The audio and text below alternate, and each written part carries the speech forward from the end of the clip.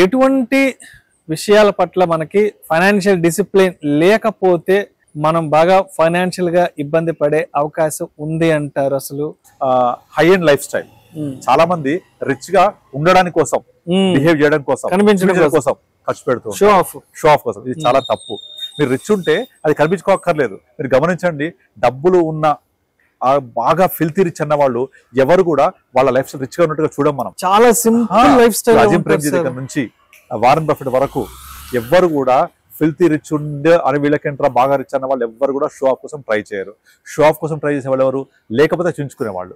First ఈ behaviour మార్చుకోవాలి. మనం నా దగ్గర ఎంత ఉంటే అంతగా ఉండాలి. మనం అంతగా లేని దాన్ని షో ఆఫ్ చేసుకోవడం కోసం మనం ఎట్టి పరిస్థితుల్లో ఆడంబరాలకు పోవద్దు. ఇప్పుడు నా దగ్గర నార్మల్ వాచ్ ఉన్నా అదే టైం చూపిస్తుంది, లేకపోతే ఒక 10 లక్షలు చేసే బ్రాండెడ్ వాచ్ ఉన్నా కూడా అదే టైం చూపిస్తుంది. కనుక నేను బ్రాండెడ్ వాచ్ 5 లక్షలు 10 లక్షలు ఖర్చు పెట్టుకొని షో ఆఫ్ చేసే అవసరం ఏంటి? అవసరం లేదు కదా. సో ఫస్ట్ ఆఫ్ ఆల్ మనం ఏదైతే హై ఎక్స్పెండిచర్ మన జోన్ లో వెళ్తున్నామో ఆ హై ఎక్స్పెండిచర్ అనేది షో ఆఫ్ కోసం ఉపయోగపడుతుంది, నాకు లైఫ్ స్టైల్కి ఇది కరెక్ట్ కాదనుకున్న వాటిని మనం అర్థం చేసుకొని ముందు నుంచే కట్ చేసుకుంటూ రావాలి. ఇది ముందు నుంచి కట్ చేయకపోతే ఫ్యూచర్ లో మన యొక్క ఆర్థిక ప్రణాళికల్ని బాగా దెబ్బతీస్తుంది. కనుక ఎక్స్పెండిచర్ చేసేటప్పుడు ఇది మనకు అవసరమా కాదా ఇది తెలుసుకోవాలి. దీనికోసం సింపుల్ 50-30-20 రూల్ ఫాలో అవ్వాలి. 50% is for basic needs, 30% is for standard of life, 20% is for future goals.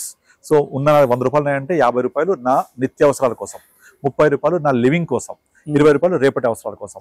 ఈ జోన్ లో 50-30 జోన్ లో స్పెండ్ చేస్తూ పోతే మీరు డెఫినెట్లీ హై ఎండ్ బడ్జెట్ లో నేను హై ఎండ్ కార్ వాడాలి, హై మోడల్ వాడాలి, షో ఆఫ్ అనే అవసరం ఉండదు, అవకాశం ఉండదు, ఆలోచన కూడా రాదు.